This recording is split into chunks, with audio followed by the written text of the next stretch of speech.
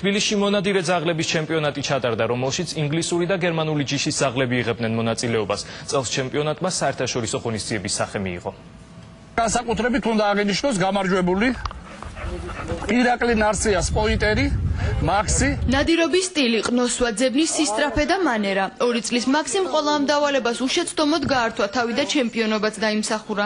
ინგლისური ჯიშის სპოიტერს ნადირობის ინსტინქტი სისხლში აქვს გამჯდარი და საველე ტურნირშიც ქულების ყველაზე მაღალი რაოდენობა დააგროვა.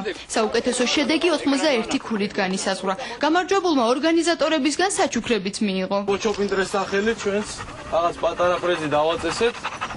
იმედია კი არა აუცილებლად ყოველწლიური იქნება ეს პრიზი. ძაღლი არის ინგლისური პოინტერი მაქსი 2 წლის. გამახარა ძალიან.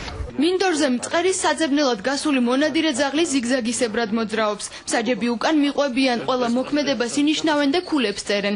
ჩემპიონატი გამთენიისას 5 საათზე იწყება და შუა დღის 12 საათამდე გრძელდება. გამოცდილი მონადირეების თქმით, ძაღლს ნადირობის დროს ერთ-ერთი ყველაზე მნიშვნელოვანი ადგილი უკავია.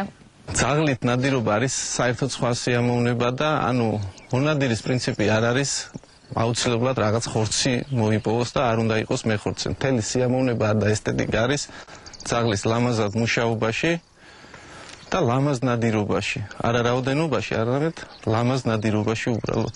იმის მიხედვით, რომელი ეგზემპლარი როგორ გამოავლეს თავის შესაძლებლობებს, შემდეგ ქულები ჯამდება და შესაბამისი ხარისხის დიპლომი მიეცემა ძაღლს.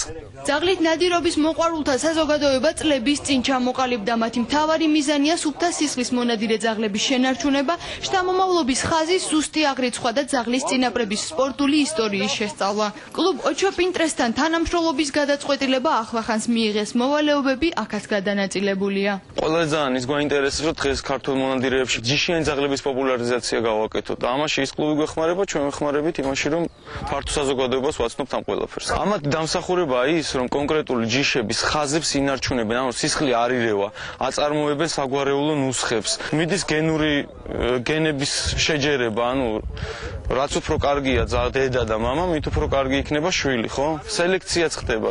შეჯიბრში მონაწილე 24 მონადირე ძაღლიდან საველე დიპლომი მხოლოდ 9 მოიპოვა. 2 დღიანი ტურნირი თბილისის ზღვის ტერიტორიაზე ჩრდილო-აღმოსავლეთ ფერდობზე ჩატარდა. ლევან ციციშვილის სახელობის შეჯიბრი 1998 წლიდან ტარდება. ამჯერად ჩემპიონატზე უკრაინელი ექსპერტები